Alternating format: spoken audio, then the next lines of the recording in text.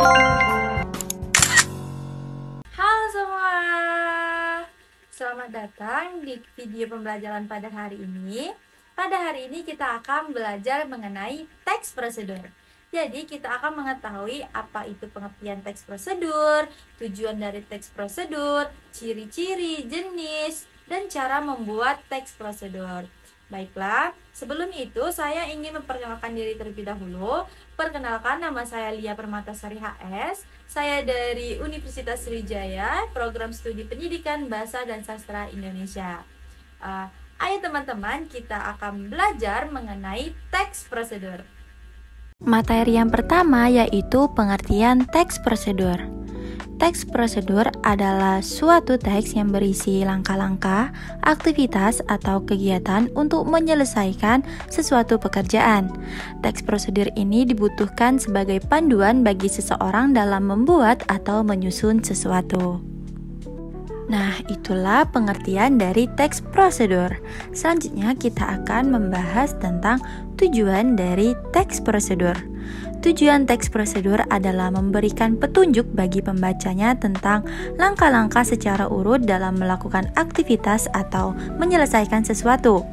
Selain itu, teks prosedur juga memudahkan pembaca untuk mengetahui cara yang benar dalam melakukan sesuatu dan memberikan petunjuk jelas agar mendapatkan hasil yang maksimal.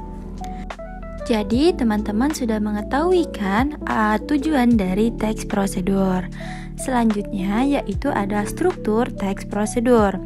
Nah, struktur teks prosedur ini terdiri dari 4 bagian, yaitu yang pertama tujuan, kedua material, ketiga langkah-langkah atau penyusunan pengerjaan, dan keempat itu penegasan ulang atau kesimpulan.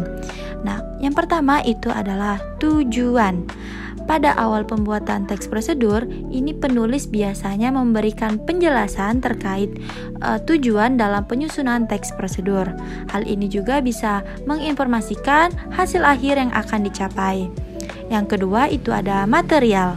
Material merupakan hal-hal apa saja yang perlu dipersiapkan atau yang dibutuhkan dalam pelaksanaan untuk pembuatan kegiatan tersebut. Bagian ini berisi informasi tentang alat atau bahan yang dibutuhkan dalam pelaksanaan kegiatan. Yang ketiga itu ada langkah-langkah. Bagian ini menjelaskan tentang proses atau tahapan yang harus dilakukan demi mendapatkan hasil maksimal sesuai dengan tujuan dari teks prosedur.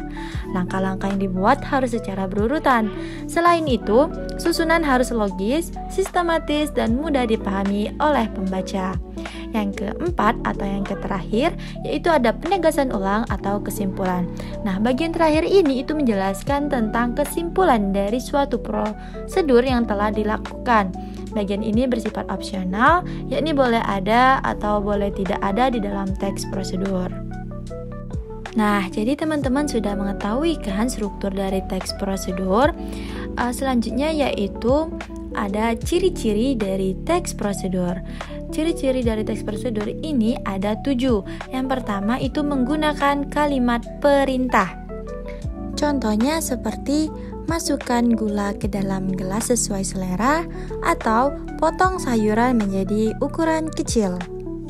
Yang kedua itu terdapat panduan yang harus dilakukan.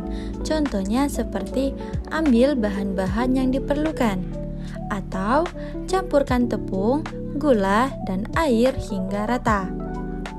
Yang ketiga itu menggunakan kata kerja aktif. Contohnya seperti rebus air hingga mendidih atau campur adonan menggunakan sendok kayu. Yang keempat itu menggunakan konjungsi atau kata hubung. Kata konjungsi ini digunakan untuk menghubungkan langkah-langkah atau memberikan rincian tambahan. Contohnya seperti panaskan minyak di wajan, lalu masukkan bumbu. Selanjutnya, misal menggunakan kemudian, yaitu contohnya seperti tuang adonan ke cetakan, kemudian kukus selama 20 menit. Selanjutnya, jika menggunakan setelah itu, contohnya seperti goreng hingga kecoklatan, setelah itu angkat dan tiriskan. Yang kelima itu adalah terdapat aturan dalam hal bahan atau kegiatan. Ini merupakan aturan yang harus diikuti seperti takaran bahan atau syarat tertentu. Contohnya, gunakan 200 gram gula pasir untuk rasa yang manis. Atau panaskan air yang sudah mendidih sebelum memasukkan mie. Yang keenam itu menggunakan kata keterangan untuk menyatakan rincian waktu, tempat, dan cara. Ini untuk memperjelas langkah-langkah yang dilakukan. Contohnya untuk bagian waktu itu seperti rebus selama 10 menit. Untuk contoh tempat itu letakkan adonan di dalam oven. Dan untuk caranya itu contohnya seperti aduk perlahan agar tidak menggumpal. Yang terakhir itu yang ketujuh adalah terdapat isi kegiatan yang dilakukan secara urut. Nah, langkah-langkah dalam teks prosedur ini ditulis secara sistematis dan berurutan untuk memudahkan pembaca. Contohnya itu siapkan bahan seperti tepung, gula, dan mentega. Atau campurkan tepung dengan gula dalam wadah besar, atau juga tambahkan mentega dan aduk hingga rata. Nah, itulah ketujuh dari ciri-ciri teks prosedur. Nah, jadi kalian sudah tahu kan ciri-ciri dari teks prosedur? Bagaimana? Apakah masih semangat untuk melanjutkan materi selanjutnya? Yang jelas masih semangat ya kan? Oke, lanjut ke materi selanjutnya yaitu jenis-jenis teks prosedur. Teks prosedur juga memiliki beberapa jenis.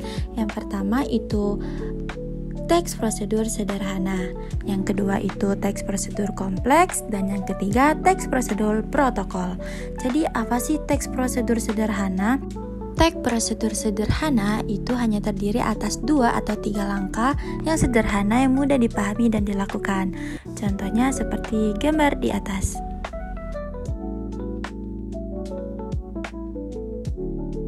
Yang kedua itu teks prosedur kompleks.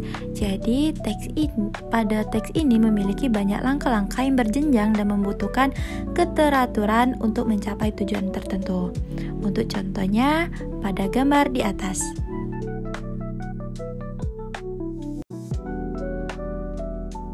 Nah, yang ketiga itu ada teks prosedur protokol. Langkah-langkah dalam teks ini dapat dilakukan tidak secara berurutan, tetapi tetap menghasilkan tujuan yang sama.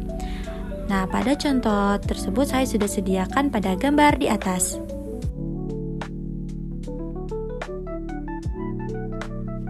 Nah, setelah melihat contohnya, langkah-langkah pada teks ini itu dapat dibalik. Misalnya mencampurkan bumbu terlebih dahulu dengan air panas sebelum mie matang. Nah, jadi teman-teman sudah mengetahui kan jenis-jenis dari teks prosedur. Selanjutnya yaitu materi tentang kaidah kebahasaan teks prosedur. Untuk menyusun sebuah teks prosedur itu diperlukan kaidah kebahasaan yang tepat agar sesuai dengan fungsinya. Berikut adalah kaidah kebahasaan yang umum digunakan dalam penulisan teks prosedur. Yang pertama itu kalimat. Pada teks prosedur, kalimat-kalimat yang digunakan dapat dikategorikan dalam 3 bagian. Yang pertama itu kalimat imperatif. Yang kedua itu kalimat deklaratif, yang ketiga itu kalimat interrogatif. Jadi apa sih kalimat imperatif? Jadi kalimat imperatif itu merupakan kalimat yang mengandung perintah. Jadi kalimat imperatif itu ditandai dengan adanya hal yang harus dikerjakan yang merujuk pada perintah dalam kalimat. Pada jenis ini tanda seru itu digunakan untuk mengakhiri ungkapan atau pernyataan. Untuk contohnya pada gambar berikut.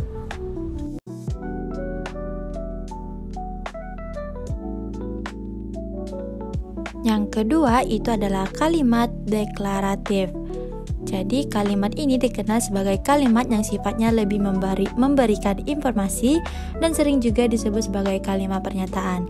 Pada kalimat ini tanda baca titik itu digunakan untuk mengakhiri kalimat tersebut. Nah, untuk contohnya pada gambar berikut.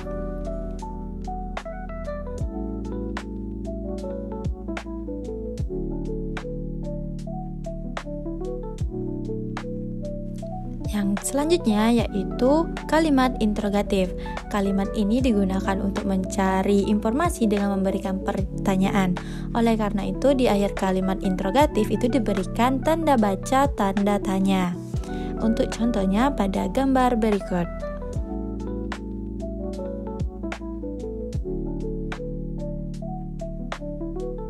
Nah, jadi kan tadi kalimat sudah ada 3 kalimat. Yang pertama itu kalimat imperatif, deklaratif, dan interrogatif. Nah, yang kedua itu ada konjungsi. Jadi konjungsi ini memiliki 2 juga macam. Yang pertama ada konjungsi persyaratan. Nah, konjungsi persyaratan ini adalah kata hubung yang menyatakan syarat. Contohnya seperti jika, bila, anda, kalau, asalkan. Nah, untuk konjungsi temporal itu sifatnya merupakan kata hubung yang menandai urutan waktu. Contohnya seperti lalu, kemudian, selanjutnya, setelahnya. Nah, itu adalah 2 macam dari konjungsi dalam teks prosedur. Yang ketiga itu ada numeralia. Numeralia ini merupakan pilihan yang biasa digunakan selain menggunakan konjungsi. Numeralia ini merupakan kata bilang yang digunakan untuk mengurutkan langkah-langkah dalam teks prosedur. Misalnya pertama, kedua, ketiga, dan seterusnya. Yang keempat itu adalah pronomina. Jadi pronomina atau kata ganti itu digunakan untuk menggantikan orang atau benda. Berdasarkan fungsinya yang digantikan orang atau benda, itu pronomina itu dibagi menjadi 2 macam, yaitu pertama pronomina petunjuk, yakni kata ganti yang menggantikan kata benda. Contohnya ini, itu, dan tersebut. Dan untuk pronomina persona itu kata ganti untuk menggantikan orang. Pada pronomina persona bagi kata ganti untuk orang itu contohnya anda, saya, mau. Sedangkan untuk orang jamak itu contohnya kita atau kalian. Nah, yang kelima itu verba. Jadi kaidah kebahasaan terakhir dalam teks prosedur itu adalah verba atau kata kerja. Verba dalam teks prosedur itu dibagi menjadi 2 macam, yakni yang pertama verba material. Verbal material itu adalah kata kerja yang berimbuhan yang mengacu pada sebuah tindakan atau perbuatan yang dilakukan secara fisik. Contohnya mengupas, mengiris, memaku, memotong, dan lain sebagainya. Dan yang kedua itu adalah verba tingkah laku. Kata kerja yang ditunjukkan lewat dari ungkapan. Verba ini juga dipahami sebagai kata kerja yang tidak tampak aktivitasnya.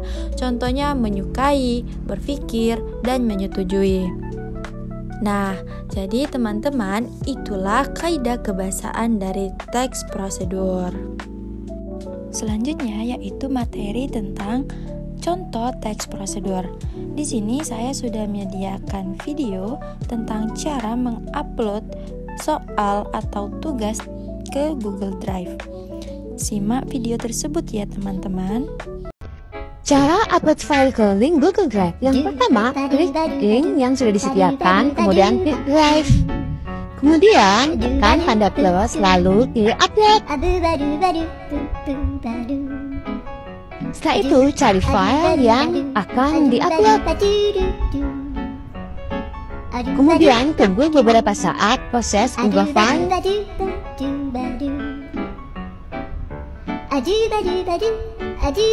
Yang terakhir, file sudah selesai diupload. Terima kasih, semoga membantu. Nah, dari video tersebut itu merupakan contoh dari teks prosedur. Baiklah teman-teman, mungkin materi kita pada hari ini dicukupkan terlebih dahulu. Sampai jumpa di video selanjutnya dan terima kasih atas sudah menonton. Bye-bye.